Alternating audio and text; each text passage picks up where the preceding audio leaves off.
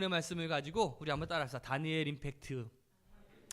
오늘 다니엘 6장의 이 말씀을 가지고 다니엘 임팩트라고 하는 주제를 가지고 함께 은혜를 나눠보고자 합니다. 제가 계속해서 다니엘에 대한 이야기를 함께 나누고 있습니다. 우리 오늘 지난 시간에는 5장에 대한 이야기를 나눴고요. 오늘은 6장에 대한 이야기를 나눕니다. 다음 주에는 몇 장에 대한 이야기를 나눌까요?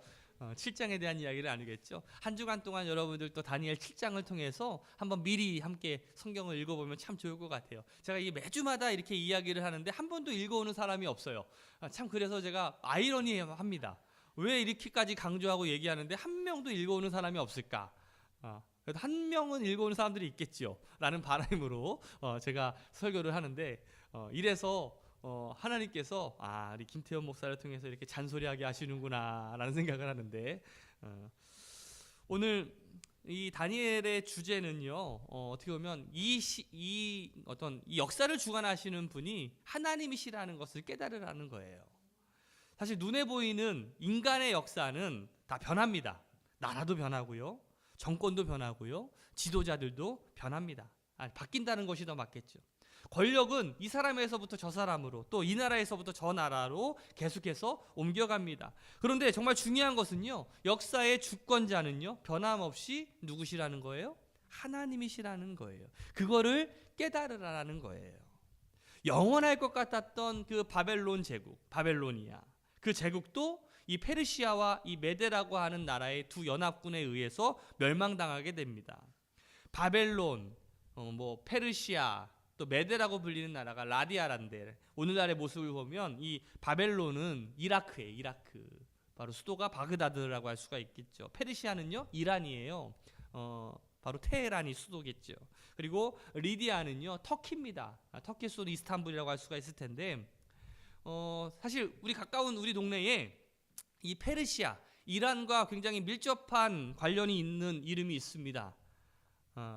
오늘날의 이란의 수도가 어디라고 얘기했죠? 테헤란. 여러분들 테헤란로라고 많이 들어보셨죠? 우리 강남에 있는 그 테헤란로가 바로 그 테헤란로예요. 왜 그러냐면 1977년에 그 이란에 있는 테헤란 시장이 우리나라에 왔습니다. 그래서 서울하고 함께 자매 결연을 맺어요. 그래가지고 우리 서울의 한 복판에다가 테헤란로라고 이름을 짓고, 그리고 그러면 이란에 가면, 이란의 수도 테헤란에 가면 서울 스트리트라고 있을까요, 없을까요? 있어요. 거기도 서울로, 그러니까 서울 스트리트가 같이 있는 거죠. 사실 어떻게 보면 이 테헤란, 어떻게 보면 이란이라고 하는 나라가 우리가 굉장히 먼 나라임에도 불구하고 어떻게 보면 우리랑 교류가 좀 있었던 나라구나 라는 생각을 해보게 됩니다. 자, 우리가 지난 시간 5장을 살펴본 대로 이 5장에 보면 이 다니엘서 5장을 끝으로 이 바벨론이라고 하는 제국이 완전히 멸망당하게 되죠. 여러분들 기억나시죠? 그 벨사살이 큰 잔치를 베풀어 가지고 온갖 호화로운 잔치를 벌였는데 갑자기 하나님이 손이 나타나 가지고 막 뭐하고 썼더니 결국은 멸망당하는 그 이야기가 끝으로 5장의 이야기가 이제 마감이 되는데요. 이제 페르시아와 이 메데라고 하는 연합군이 바벨론을 점령하게 됩니다. 그리고 고관 120명을 이제 세워가지고 전국을 120개로 나누는 거죠. 그래서 120개로 나누어 가지고 나라를 다스리고 그 120명을 다스릴 수 있는 권한을 3명을 뒀어요. 아마 40명씩 이렇게 나누었던 것 같아요. 그래서 3명의 총리를 두었는데 그 중에 한 명이 누구예요? 다니엘이에요. 자, 우리 6장 1절과 2절 말씀 다시 한번 읽어봅시다. 시작. 다리우스는 자기의 뜻대로 나라 안에 지방장관 120명을 세워서 나라를 다스리게 하였다. 또 그들 위에 정승 3사람을 세웠는데 다니엘도 그 가운데 한 사람이었다. 그리고 지방 장관들이 정승들에게 업무를 보고하게 하여 왕에게 피해를 끼치는 일이 없도록 하였다. 자, 여기에서 중요한 한 사람의 이름이 나오는데 그 사람이 누구냐면 바로 1절에 나오는 다리우스라고 하는 왕입니다. 아마 개역개정 성경에는 다리오라고 나와 있을 거예요. 다리오 또는 이 다리우스라고 하는 왕이 굉장히 중요한 인물인데, 우리가 이 인물을 우리가 이해하기 위해서는 어떤 역사적인 배경을 우리가 조금 이해할 필요가 있어요. 주전 539년에 이 메데라고 하는 나라와 페르시아라고 하는 나라가 연합을 해가지고 이제 그 당시 세계 최강이었던 바벨론 제국과 함께 전쟁을 벌이게 되죠.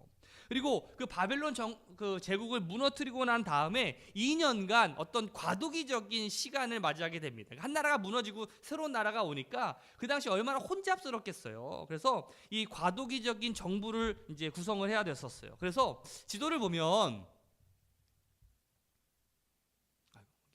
조금 충청도에서 왔나 보다. 조금 늦네요.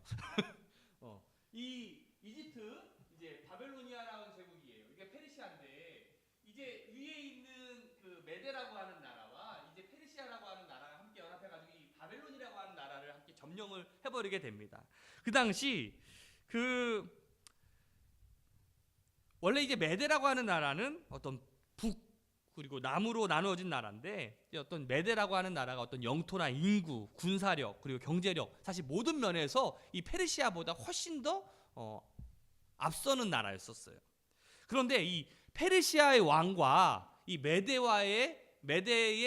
나라의 공주와 이제 결혼을 하게 됩니다. 옛날에는 서로 이제 왕권을 강화하기 위해서 왕족끼리 이렇게 결혼을 많이 하고 동맹을 맺었잖아요. 혈연 동맹인데 그 당시 이제 페르시아의 왕과 이제 메데의 공주와 함께 결혼을 해가지고 그 당시 이 고레스라고 하는 왕이 태어나게 돼요. 고레스 좀 많이 들어봤죠. 아마 성경을 읽어보신 분들은 아니 고레스 왕 많이 좀 들어본 왕인데라는 생각이 들 텐데 이 페르시아의 이제 고레스 왕이 이제 제 두 번째 왕이 되면서부터 이 페르시아가 이제 어마어마하게 성장하게 되는 거예요. 강대국이 되는 거예요. 그래서 이제 페르시아가 워낙 강대하게 되다 보니까 결국 어쩔 수 없이 메데라고 하는 나라, 어떻게 보면 혈연을 맺고 있는 나라임에도 불구하고 서로 전쟁을 하게 돼서 그 메데라고 하는 나라를 완전히 멸망시켜 버리게 되죠. 그런데 이 고레스는요, 반은 누구의 피가 흐르고 있어요? 한쪽은 페르시아의 피가 흐르고 있지만 그 엄마의 피는 누구의 피였어요? 그 메데의 피였잖아요. 그래서 이 고레스 왕이 더 큰 세계의 정복을 위해 가지고 이제 그 당시 메데가 완전히 멸망했지만 그 메데의 왕, 어떻게 보면 자신의 외삼촌이에요. 외삼촌을 오히려 우대해 가지고 다시 동맹을 맺고 그 연합궁의 왕으로 추대를 합니다.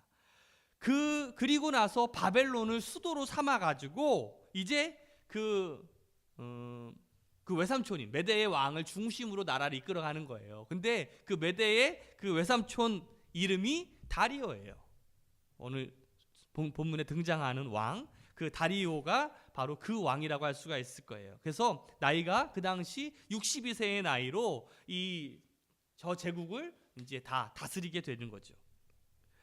자, 그런데 그 사람들마다 조금 기질이 좀 다르잖아요. 어떤 왕들은 전쟁을 굉장히 좋아하는 왕들이 있어요. 뭐 우리나라에도 광개토대왕, 장수왕 이런 왕들, 뭐 소수림왕 이런 왕들은 굉장히 막 전쟁을 좋아했던 왕들이었고, 반면에 또 어떤 행정이라든지 어떤 그런 것들을 좋아하는 왕들도 있었을 거거든요. 우리가 바벨론의 느부갓네살 왕 이런 왕들은 전쟁을 굉장히 좋아하는 왕이었고요. 고레스 이런 왕들도 전쟁을 좋아하는 왕이었는데 지금 다리오라고 하는 이 왕은요, 어떤 전쟁보다는 어떤 내실을 다지는 어떤 행정적인 성격, 어떤 차분한 성격의 소유자, 행정가형인 왕이라고 할 수가 있을 거예요. 그래서 오늘 1절의 말씀처럼 이렇게 그 지역을 딱 120개로 이렇게 딱 나누어 가지고 이제 행정구역을 다스리고 또 그 행정구역을 다스리는 사람들을 또 다스릴 수 있는 3명의 사람들을 뽑아가지고 이제 다스리게 되는 그러한 어떤 그 행정을 펼치게 됩니다. 자, 3절 말씀을 보면 같이 읽어봅시다. 시작. 그런데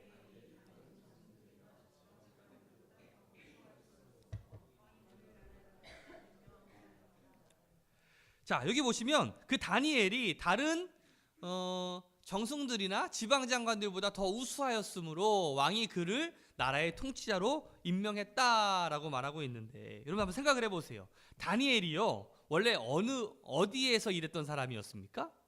바벨론에서 일했던 사람이에요. 사실 엄밀히 말하면 이스라엘에서 있다가 포로로 끌려와가지고 거기서부터 이제 느부갓네살부터 시작해가지고 80년간 이 바벨론이라고 하는 나라에서 굉장히 쓰임을 받았어요. 그리고 인정을 받았지요. 근데 지금 나라가 바벨론이 멸망했습니다. 이제 페르시아라고 하는 새로운 나라가 들어서게 됐는데 거기에서도 다니엘이 또 쓰임을 받는 것을 보게 돼요. 여러분 생각해 보세요. 다니엘은요, 아마 국가의 그런 위기 상황 때마다 어떤 뛰어난 예지를 가지고서 어떤 지혜를 가지고서 또 어떤 능력을 좀 발휘했는데, 이 바벨론의 성왕이었던 이 느부갓네살도 사실 그를 존경하고 그를 중용했잖아요.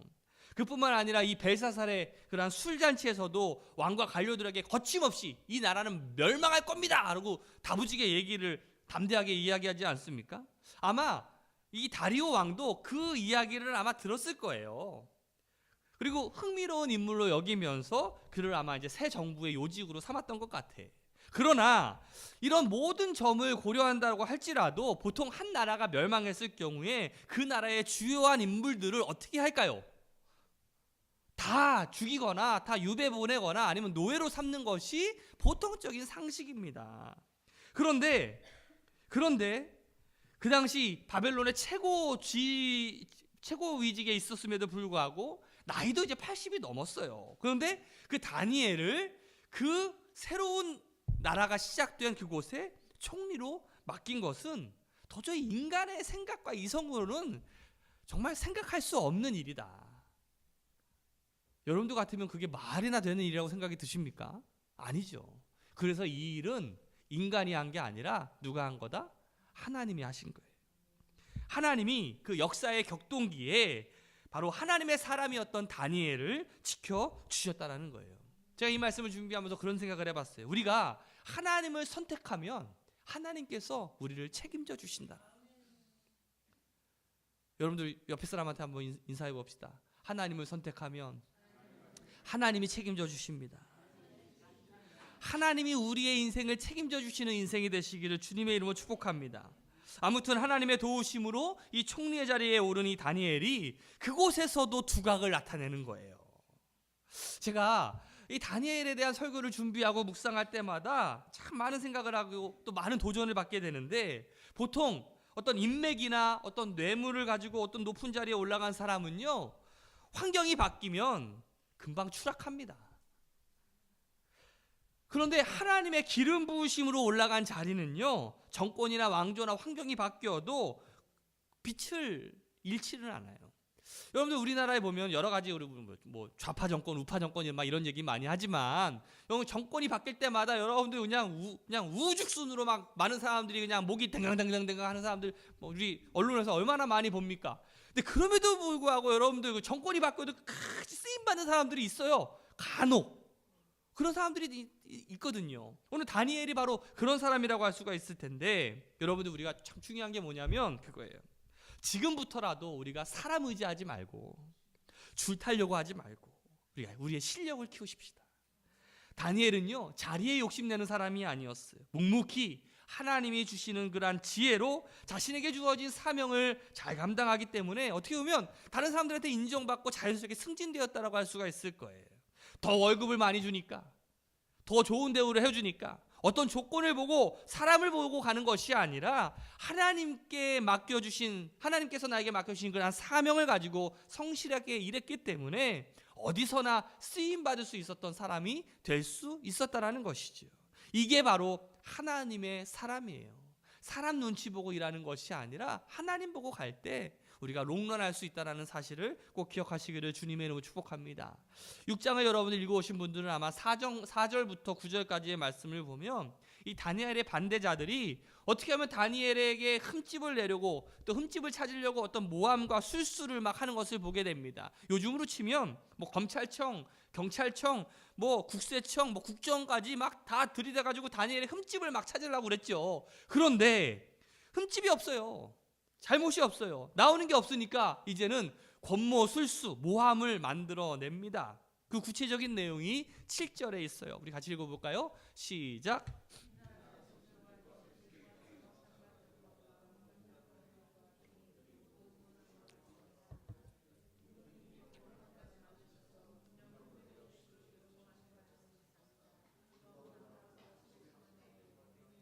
다른 신이나 사람에게 무엇을 강구하는 사람은 누구든지 사자굴에 집어넣기로 한다는 것입니다.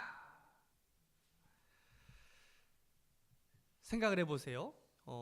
아마 다니엘은요, 느부갓네살 왕, 바벨론 시대에도 마찬가지였어요. 그 포로로 잡혀온 애가 높은 지위에 오르니까 이 주변에 있는 사람들이, 그 바벨론에 있었던 사람들이 얼마나 시기와 질투를 했습니까?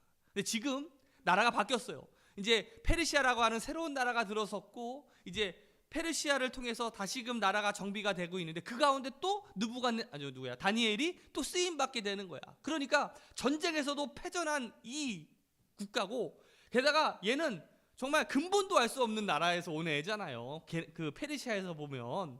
근데 걔를 가장 높은 총리로 쓰이고 있다니까 얼마나 배가 아팠을까. 그러니까 어떻게 하면 얘를 죽일까, 어떻게 하면 얘를 없앨까, 얘를 어떻게 하면 떨어뜨릴까, 그냥 음모의 눈으로 계속 바라보다 결국 어떤 음모를 냅니까? 이제 왕에게 찾아가는 거예요. 다리오 왕에게 찾아가가지고, 자, 이게 어떻게 보면 이 다리오 왕이 다니엘을 굉장히 좋아했는데, 그게 다니엘을 죽이는 그런 모략인지도 모르고 그냥 다른 사람들이 아첨하고 막 아부하니까 거기에 막 좋아가지고 헐렐레 하고 있는 이 다리오의 모습을 보게 됩니다. 참 사람은요, 참 못난 것 같아. 자기를 조금만 띄워주면 그냥 자기가 최고인 것 같고, 조금만 지켜 세워주면 자기가 제일 최고라고 착각할 때가 많아요. 여러분들 안 그렇습니까? 여러분들 이 말을 꼭 명심해야 돼요. 나를 높이는 자가 제일 무서운 사람이에요. 시작. 나에게 아부 떨고 너 잘났다, 너 왜 이렇게 멋있냐, 막 이렇게 아부하는 사람들은요, 내가 정말 멋있어서가 아니라 뭔가 나한테 원하는 게 있기 때문에 그래.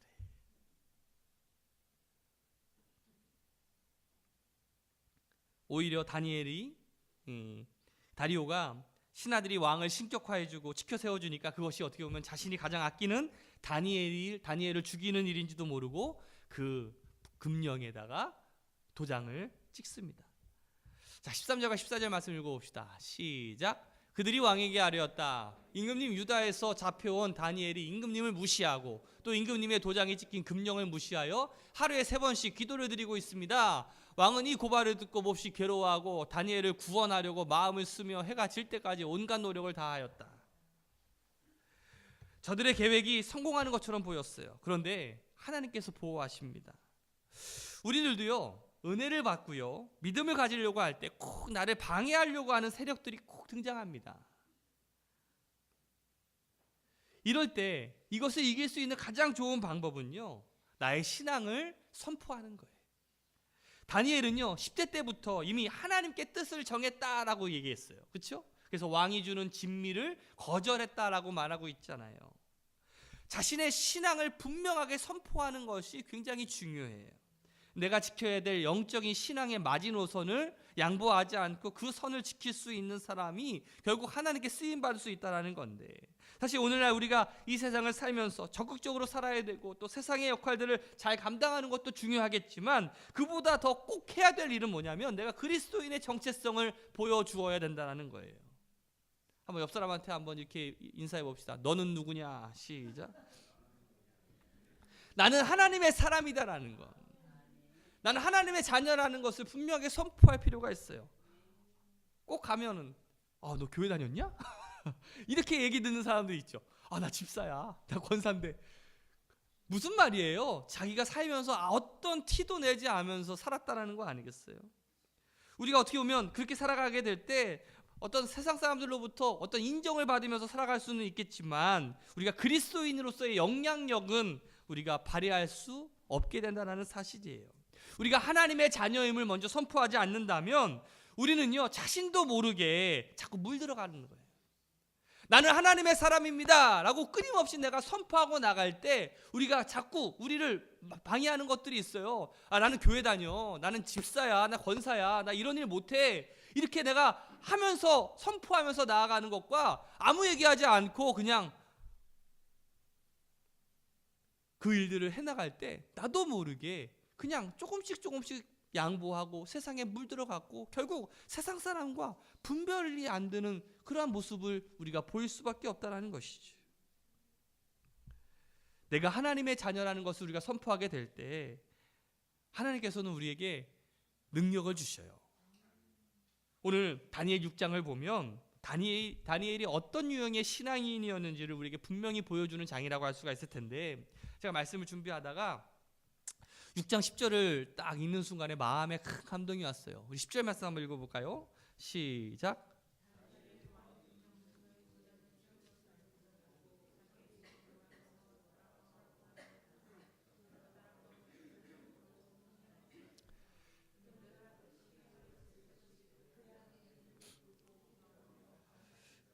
여러분들 우리 한 주간 동안에 이 6장 10절을 계속해서 한번 좀 묵상했으면 좋겠어요. 여기에 몇 가지 문장이 있어요. 왕이 금령 문서에 도장을 찍은 것을 알고도. 그리고 그 다락방은 예루살렘 쪽에 창문이 나 있었다라는 그 문구. 창문이 나 있어. 그러니까 아무도 안 보이는 데 가가지고 기도한 게 아니라 그냥 니네들 봐라. 나 기도한다. 그리고 더 중요한 게 있어요. 늘 그랬듯이라는 거예요. 늘 그랬듯이. 금령 문서에 도장이 찍힌 것을 알고도. 보통 이럴 때 사람들은요, 자신을 지키기 위해서 자신의 신앙을 드러내지 않든지, 아니면 숨어서 기도하든지, 아니면 잠시 동안 신앙인이 아닌 것처럼 행동할 수 있습니다. 그런 유혹이 있을까요? 없을까요? 있을 거예요. 기한도 정해져 있어요. 며칠, 한 달, 30일이에요. 한 달만 내가 기도 안 하면 되는 거잖아. 내가 한 달만 교회 안 가면 되는 거잖아. 내가 한 달만 내가 믿는 사람처럼 행동만 안 하면 되는 거잖아. 그런데요, 다니엘은요, 인간적인 수단으로 자신을 지키는 일을 포기합니다. 그는 전에 하던 대로, 습관대로 늘 하듯이 그냥 기도를 하는 거예요. 그는 평생 기도하는 습관이 몸에 배어있는 사람이죠.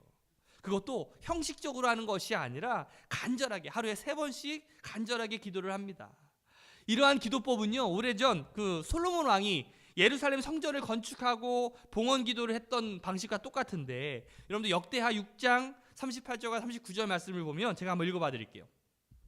자기들을 사로잡아간 적국의 땅에서 온 마음과 온 뜻으로 주께 돌아와서 그들의 조상들에게 주신 땅과 주께서 택하신 성과 내가 주의 이름을 위하여 건축한 성전 있는 쪽을 향하여 기도하거든 주는 계신 곳에서 하늘에서 그들의 기도와 간구를 들으시고 그들의 일을 돌보시오며 주께 범죄한 주의 백성을 용서하옵소서. 이스라엘 백성들은 끊임없이 그 예루살렘 성전을 향해서 하루에 3번씩 하나님께서 우리를 돌봐달라고 끊임없이 간절하게 기도했다는 것을 보게 돼요. 아마 어린 나이에 이 바벨론의 포로로 끌려왔을 때부터 다니엘은요, 이미 그 솔로몬의 기도를 알고 있었어요. 그리고 가슴에 새기고 있었어요. 그래서 언제 끝날지도 모를 이 포로 생활 동안에 하루도 빠짐없이 기도하고 있지 않았을까요? 그것이 자기만을 위한 기도가 아니라 나라와 민족을 위해서 끊임없이 기도하는 그 다니엘의 모습이 그려지지 않습니까? 평생 기도의 습관이 배어서 바로 하나님께 간절히 기도했던 이 다니엘의 모습. 여러분들, 우리는요, 자녀들이 다니엘과 같은 지혜로운 자가 되기를 여러분들 원하시죠? 저도 우리 딸이 다니엘과 같이 지혜로운 자가 되었으면 좋겠고 다니엘 같은 사람이 되었으면 좋겠어. 여러분들도 마찬가지일 거예요. 그래서 학원이다, 과외다, 영어다, 수학이나 그냥 돈 처바르면서 그냥 열심히 과외도 하고 열심히 하잖아요. 근데 왜 기도는 가르치고 있지 않습니까? 다니엘이 다니엘 될 수 있었던 가장 큰 이유는요, 기도에 있었어요. 오늘부터 여러분들의 자녀들과 함께 규칙적으로 기도할 수 있는 여러분이 되시기를 주님의 이름으로 축복합니다. 기도가 자녀들을 살립니다. 10절 말씀해 보니까 또 하나의 문장이 제 마음을 막 울려요. 하나님께 감사드렸다. 여러분들 생각을 해보세요. 다니엘이요, 우리와 전혀 다른 사람이 아니라 그도 인간입니다. 사실 따져보면요, 다니엘은요, 감사할 게 없는 사람이에요. 자의도 아니고 타의로 타국의 포로로 끌려왔어요. 온갖 고난과 어려움을 당하잖아요. 출생, 배경, 학벌, 인종차별, 질투 등 수많은 난관들이 그에게 있었습니다. 감사할 수 없는 조건임에도 불구하고 다니엘은요, 평생 감사하며 살았습니다. 여러분들, 어렸을 때부터 항상 감사할 수 있는 신앙을 갖는 것은 정말 중요해요. 어떤 사람은 맨날 입만 열면 불평과 원망하는 삶을 살아가게 됩니다. 너 때문에 그래, 너 때문에 그래, 이것 때문에 안 돼, 저것 때문에 안 돼, 끊임없이 불평과 불만 속에서 살아가는 사람들이 있어요. 그러나 성령의 사람은요, 항상 감사하는 사람을 살아가게 됩니다. 그리고 정말 중요할 때 그 감사의 태도가 결국 나를 살리게 되어 있다는 사실이에요. 리처드 백스터라고 하는 신실한 청교도 목사님은요, 이렇게 말합니다. 하나님의 백성들은 그들이 지금 당하는 핍박으로부터 구원받고 해결받기보다는 그들 자신이 핍박받을 만한 자격이 있는지에 더 많은 관심을 가져야 한다. 핍박을 당할 자격이 있다는 것은 우리의 신앙이 진실됨을 증거하는 것이라고 말할 수 있다.